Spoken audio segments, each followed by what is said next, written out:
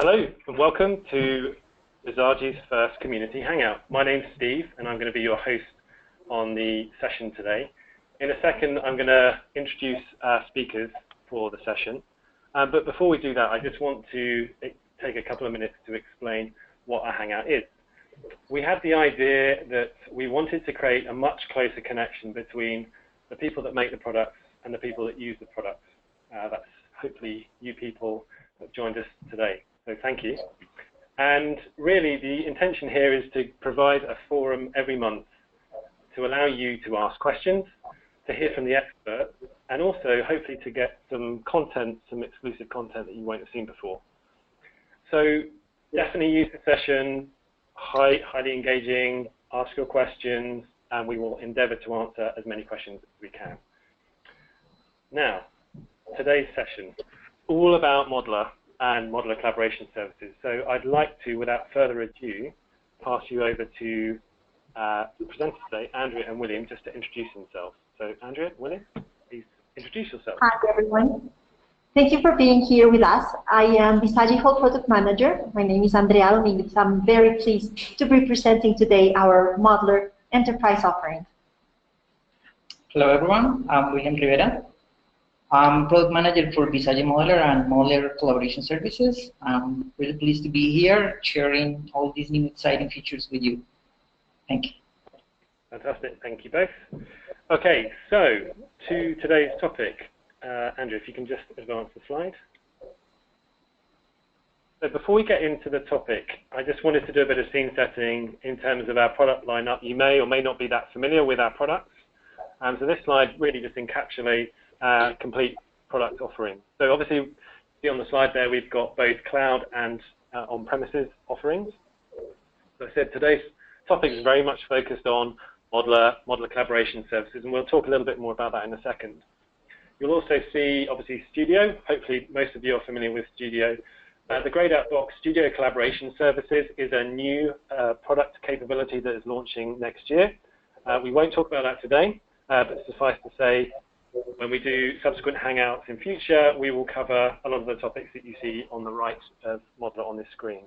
And last but by no means least, you may or may not be familiar with our automation platform with the Bizagi engine, which is for on-premises use. And also our Cloud PaaS offering, which has many of the automation features in Engine, but also some additional features as well. Again, not a topic for today, but context for future Hangouts that we'll deliver on a monthly basis, and we'll talk more about that at the end of this Hangout as well. Okay, so first things first, we're going to talk to you today about Modeler, all things Modeler, and we're going to show you a demo which highlights some of the new capabilities in Modeler and Modeler collaboration services. But before we do that, I just wanted a quick show of hands, actually. We've got a poll on the webinar, and we'd love to know how many people have heard of Modeler, and particularly Modeler collaboration services. So if you can just very quickly, in this poll, just answer, and let us know if you are aware of Modeler collaboration services, whether you use it, or you've just heard of it.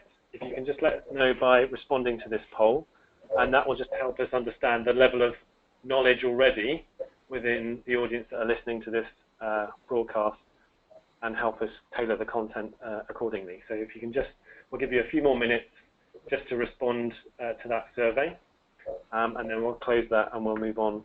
So we'll give it another 30 seconds or so to allow you to respond. Then after this, what I'm going to then do is I've just got a couple of slides that just talk to exactly what our offering lineup is around Modeler and Modeler collaboration services, just to give full context, and then I promise we'll ditch the slides and go straight into showing you stuff, some cool stuff within the features and product set. Okay, fantastic. Right, so if we move on to the next slide. So what is Modeler collaboration services? So I'm assuming here that you may have heard of it, you may be aware of it or not, but let's just do a level set on what Modeler collaboration services is.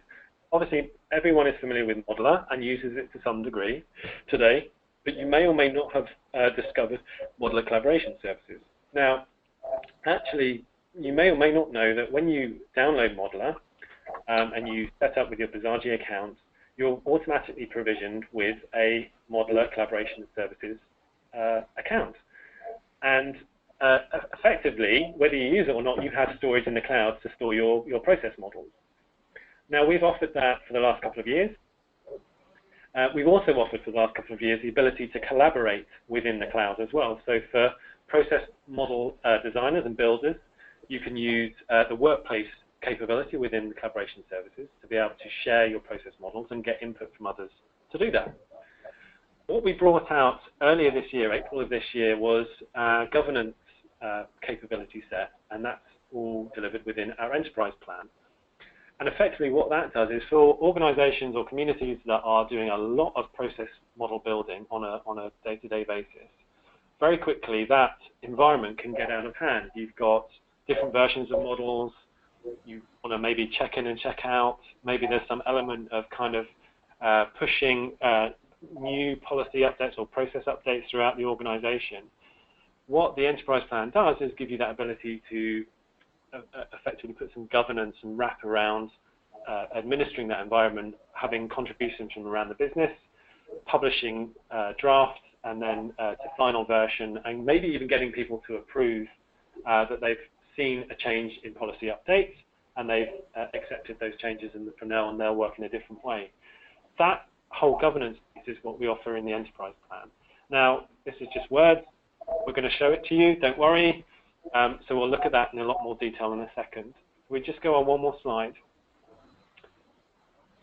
No, I'm coming. Is it the PowerPoint gremlins? There we go. Okay.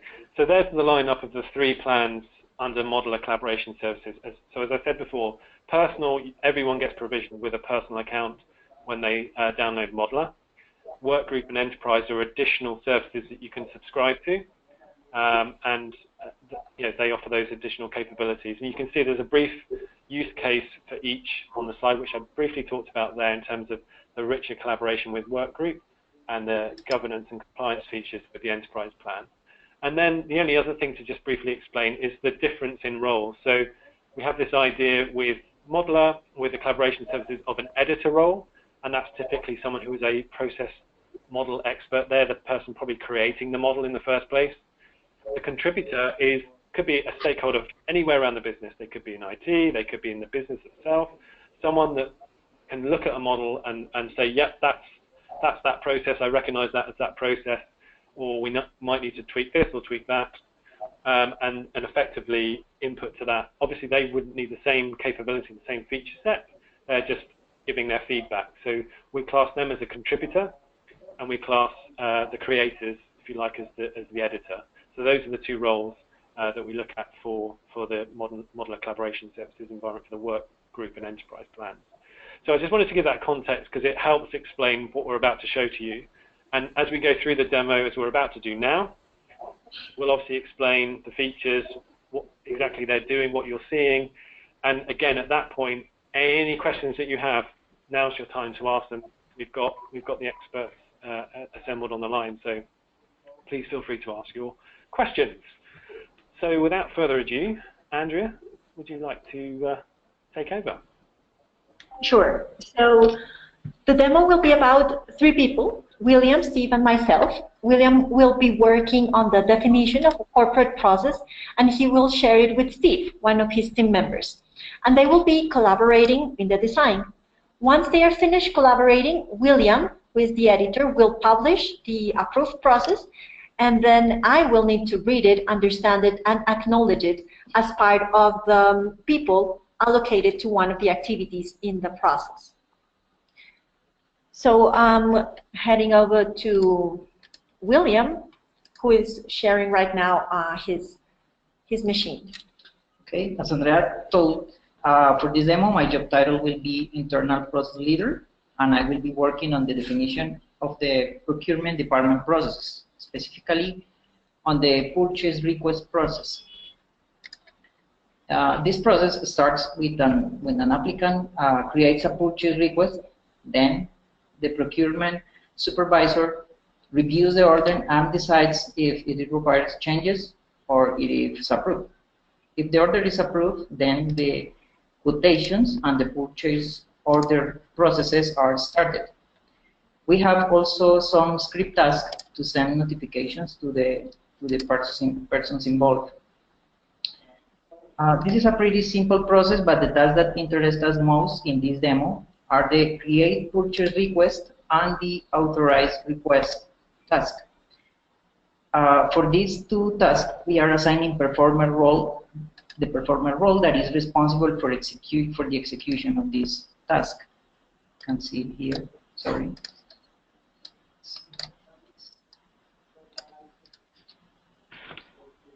So, for example, the create purchase request have the applicant as the performer of the request of the task. Sorry, and for the authorized request, we have the performer is the procurement supervisor. The procurement supervisor is the role that Andrea will have in this role. So this role assignation will play a special part in the rest of the demo, but Andrea will show us a little bit more of that in a minute. Besides the performer,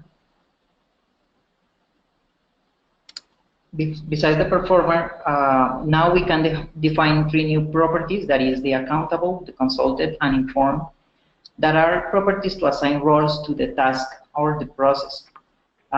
With these new properties, organizations can build and document the roles assignation using the RACI model, which is responsible, accountable, consulted, and informed. In this case, we are using performers as the responsible, as they are in RACI. From the desktop application, I can also invite Steve to work with me in the definition of this process as a contributor. Contributor can comment and collaborate in the website and make comments in all the processes shared with them using the enterprise website.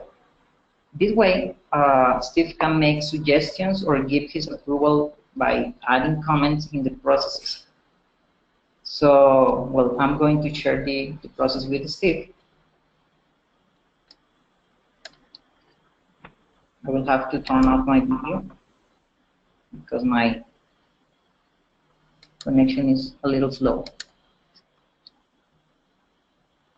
Oh, the demo god's with us. Okay, let's try again.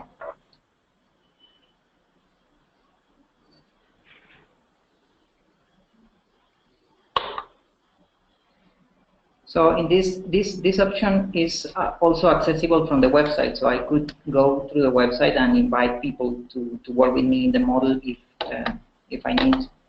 So I don't have to be I don't have to have the model installed in order to share the processes. So only I will have to access the website. So right now I'm going to add Steve.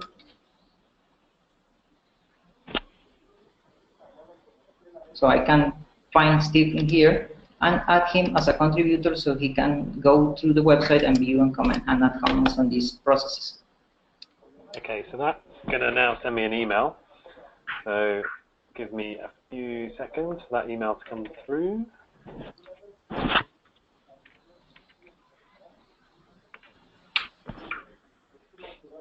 Okay, I've got your email.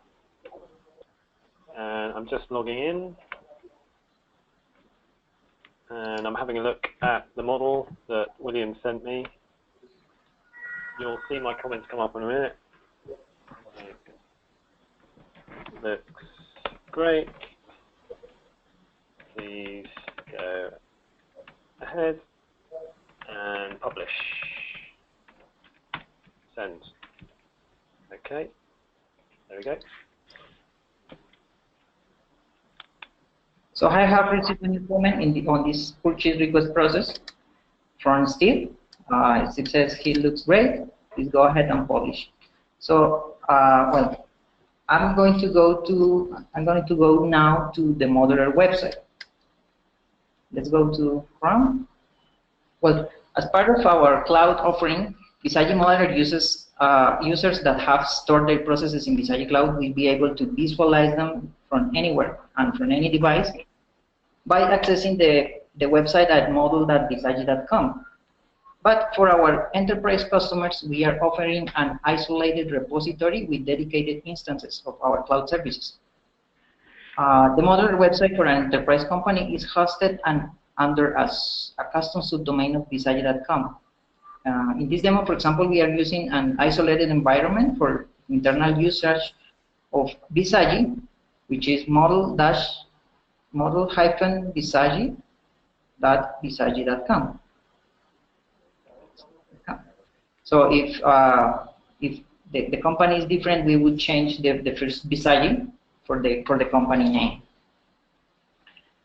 Okay. Just to be clear, sorry, just as you were talking there, we had a question come in, William. So just to be clear, what you're showing there, so it's a unique domain for the customer. So customer abc.com would be in the domain, and so they're getting a dedicated environment to store all their modular process models in the cloud. Is that right? Yeah, they will have all the services will have an isolated repository, and they will be hosted under a custom subdomain of Bizagi.com, which in this case will be model-companyabc.bizagi.com, or if the user or if the customer want to change the name for a shorter, it's okay. It's up to the customer. Okay, so it's dedicated. So there's no issue of models leaking between domains or companies, anything like that. Yeah. So additionally, our customers will have the possibility to integrate the modular collaboration services with their own identity provider. In this demo's website, we have single sign-on with our Bizagi credentials, so I don't have to remember a different password to access. So I will use my work account.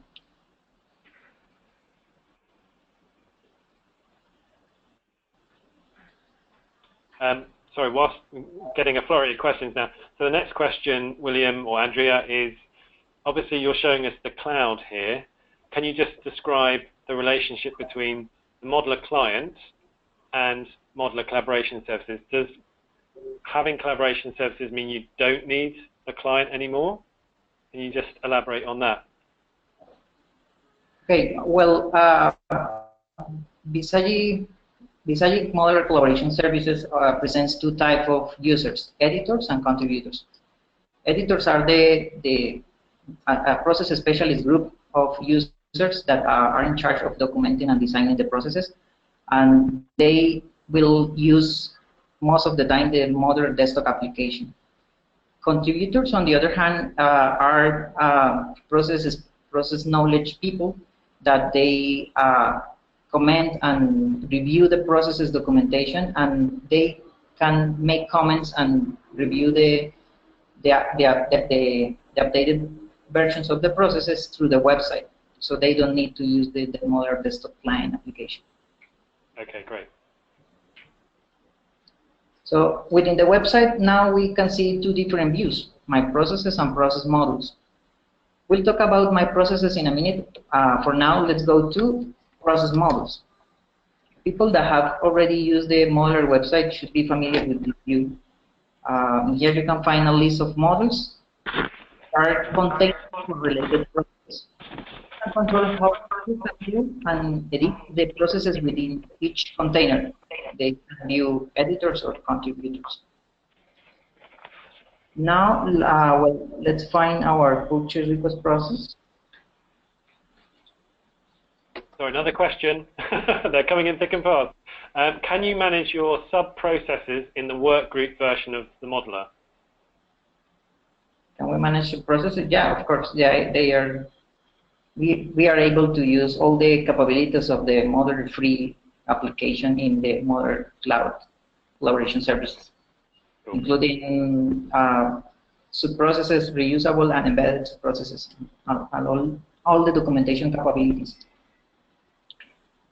Well, let's find in this model, procurement department, we have the processes that we are editing right now.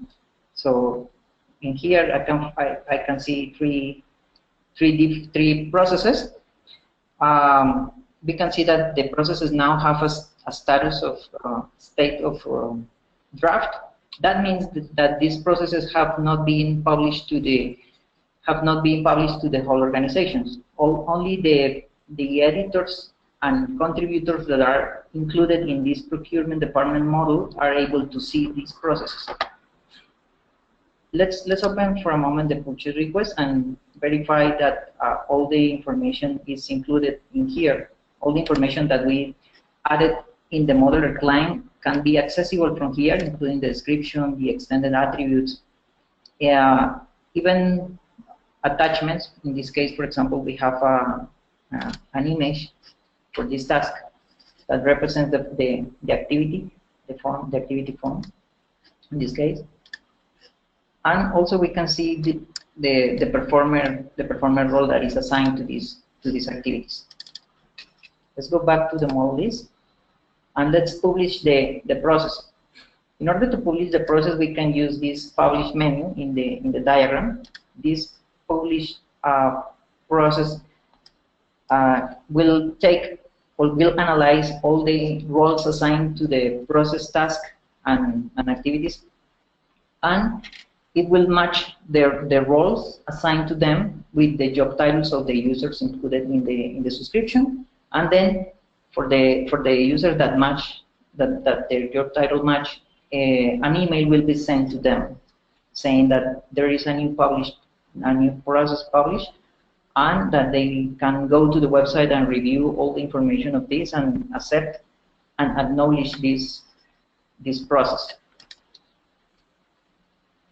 So we can go to Andrea and see that Andrea Andrea has this role, so she would get an email about this process being published, and she can go to my processes and explain a little bit more. Right. So remember that in this demo I am a procurement supervisor. So since there is a process that William just published containing my job title, then I will receive an email informing there is a ready to learn process for me. I'm waiting for the email to arrive. While it arrives, I'll just log in to the same URL that William already provided, but using, of course, my own credentials. Model.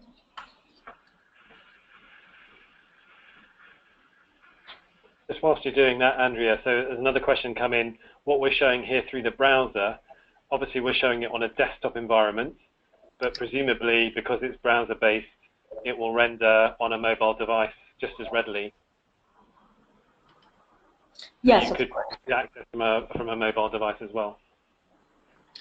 Okay, this is the email that I just got saying, hello, dear Miss Andrea, there is this purchase request process that has been published, so please review it. So that's what I will do. I just logged in to the portal, and I can see that in the view that's called My Processes, that's where all the processes that I am involved in are displayed. So each process in this view has a pending or accepted state.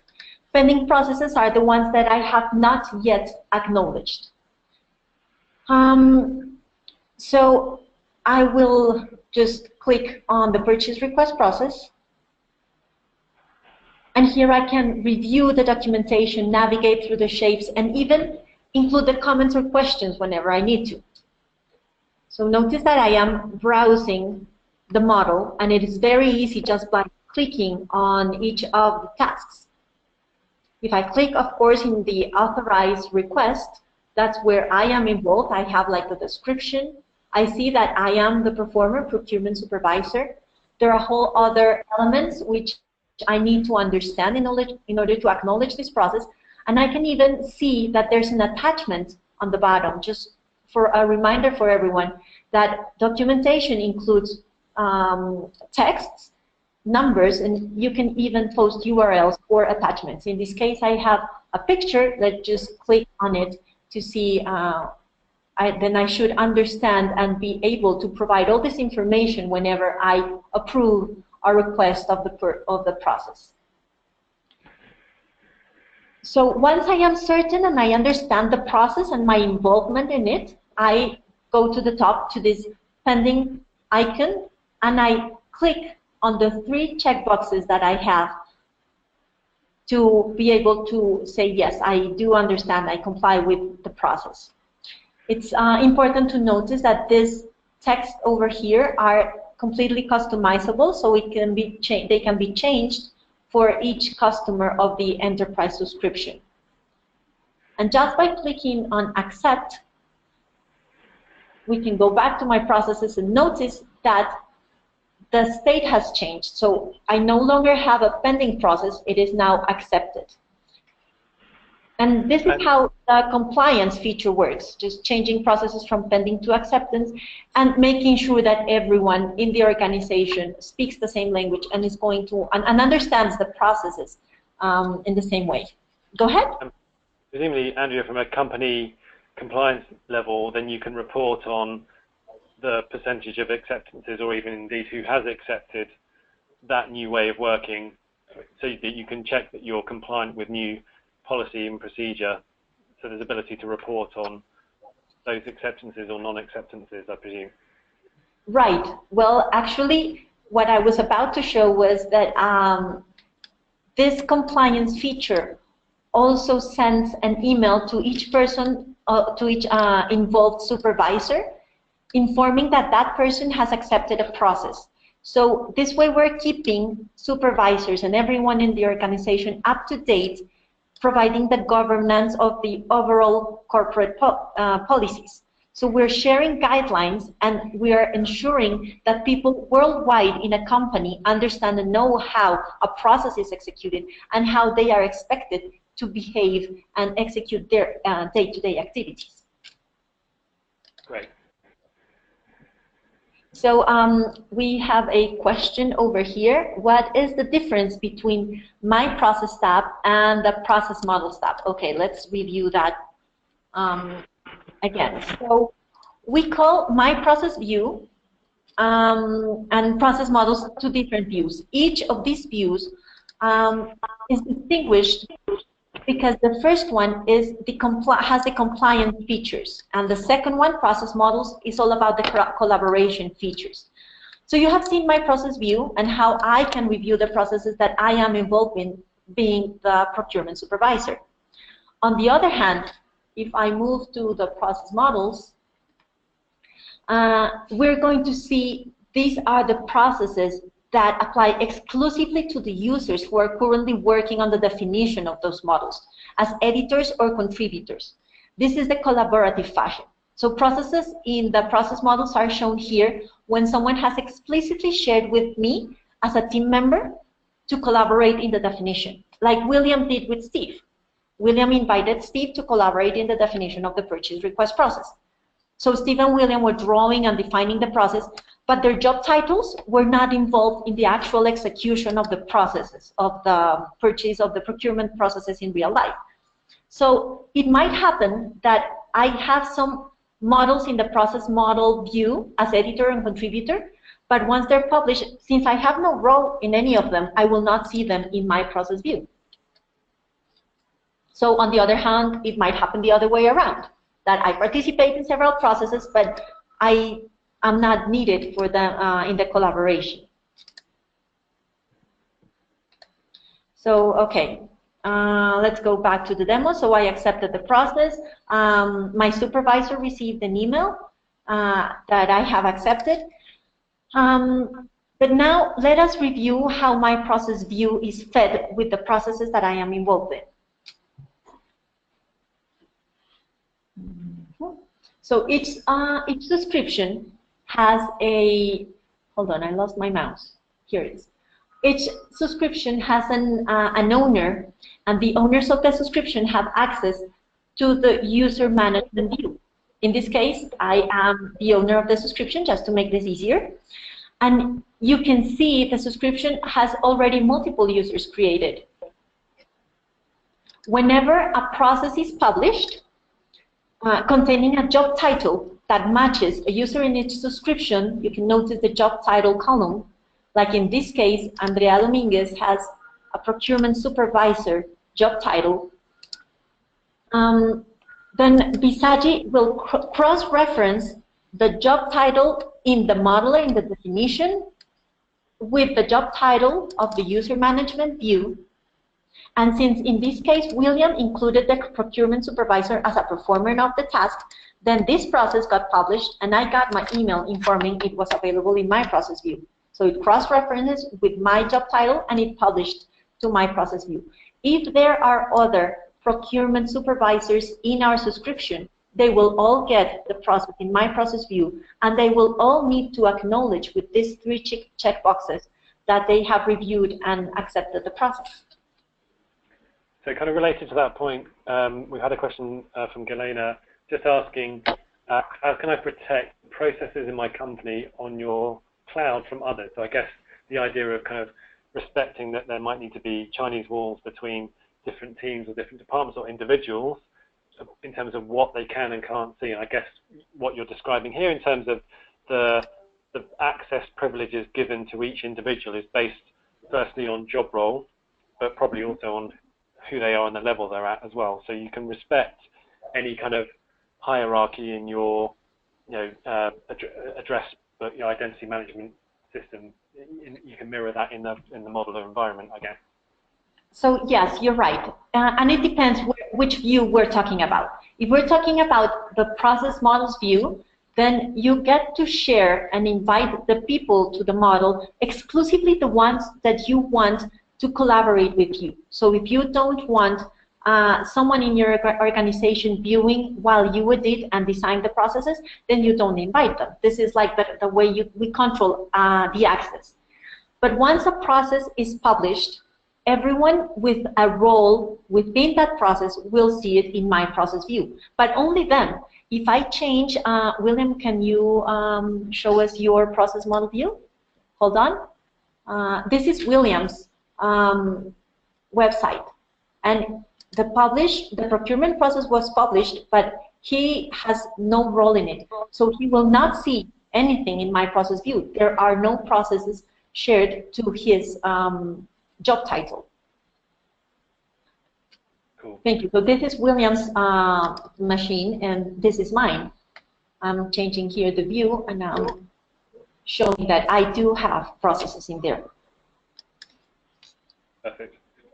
Again, a follow-on question. I think just as we're talking about kind of the compliance aspects here, a question specifically around just really understanding the difference between Workgroup and Enterprise. I'll have a stab at this and tell me what I've missed out. So Workgroup, by and large, is the collaborative environment. So what we were showing earlier between myself and William, where he invited me to comment on a model, and then I sent my comments back, and I was able to review any associated information with that model and comment on the model. That's effectively what Workgroup is doing.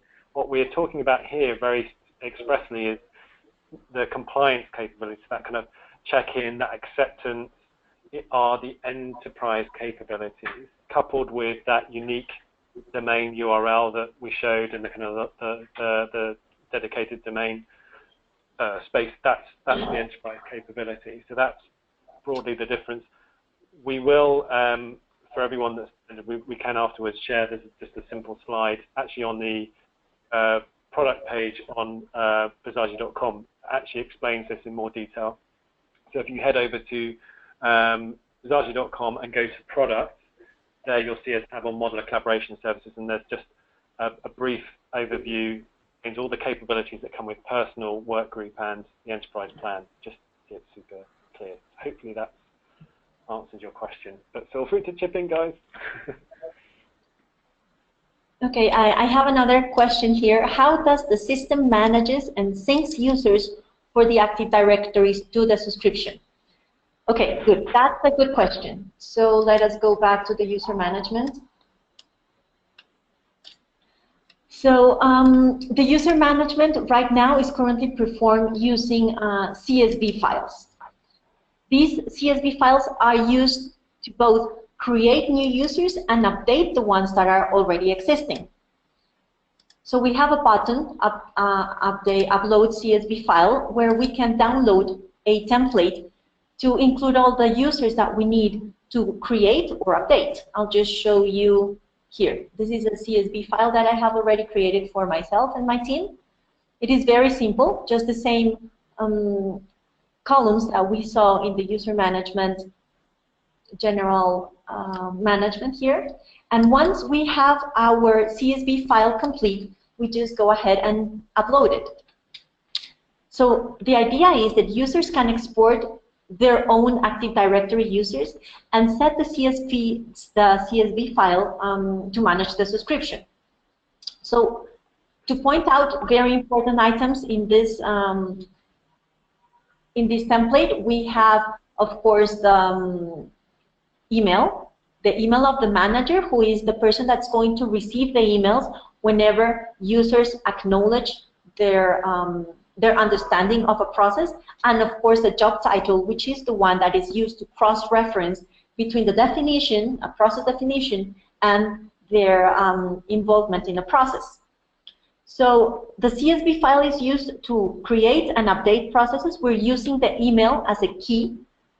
If Bizagi finds an email that is already existing in the subscription, then the record will be updated. If the Bizagi does not find an email uploaded in the CSV file, he will create a new user. And it is the manager who is the one that, the subscription owner, excuse me, who manages all the users. Okay, so I think that will sum up the demo for today. So let us review what we have seen. So we saw how editors can invite users to a model as editors or contributors, and they work together, collaborating in the definition of the processes. So editors use the modeler desktop application, and contributors work through the website. We also saw how editors can publish finished models, and those will be immediately displayed for all the subscription users in My Process View. But this happens only when people are involved in the process that it's being published, of course. We also saw how the involved users can review the process flow and accept them once they have read and understood the definition and the entire documentation. And finally, we saw how to manage users. All of this, again, as Steve said, is part of the enterprise offering, of the enterprise subscription. So with that said, Steve, let us move then to the questions we have right now. Perfect. Thank you both for that. That's very good. So we are nearly at the end of our first Hangout, and we've had a great bunch of questions all the way through, but there may be more. So if we move on to the next slide, Andrea, there's an opportunity now we finished the demo. If there are any other questions whilst we're here, now's your opportunity to ask those. As I said, you'll get an opportunity as well at the end to give us feedback once the Hangout closes as well. So there's more opportunities after the Hangout to carry on the dialogue with us, and indeed, for us to contact you afterwards. So just raise your hand or ask a question now if you wish. And also, we want your feedback. This is our first one. The idea is to provide something informative and useful, and again, engaging. But is this going to work for you? Would you want to attend others? We will, in a second, just talk about the next one next month. And again, it would be good to get your feedback either now, posting in the question section, or when you're asked for feedback once it closes, on topics you'd like to see covered in subsequent sessions. We want to make sure, as much as possible, the content that we're sharing with you is what you're going to value. So, your interest is what we'll get to next. We'll prioritize next. Okay, it doesn't look like we've got any more questions coming in. So, without further ado, we'll kind of move to the conclusion. So, the next webinar, the next Hangout will be running on October the 19th. Again, for everyone that's attended, and even those that are registered for the session, you'll get notified with a registration link for the next one after this session. So don't worry about getting details for that. The session next month will be all around intelligence and the artificial intelligence machine learning capability within the Bizagi platform, with the release that we brought out in April of 11.1. So if you're not very familiar with that, or it's an area that kind of interests you, then I strongly recommend you coming along to the next one in October. And again, similar format, if you like it. We will have a demo, we'll show off the capability, and give you plenty of opportunity to ask questions as well. So if that's all for now, I don't think we've got any more questions. So hopefully that's been valuable to you. As I said, you'll get an opportunity to feedback after this. Register for the next session if you wish to. And thank you very much for your time today, and have a good day. Thanks very much. Thank you. Bye. Thank you.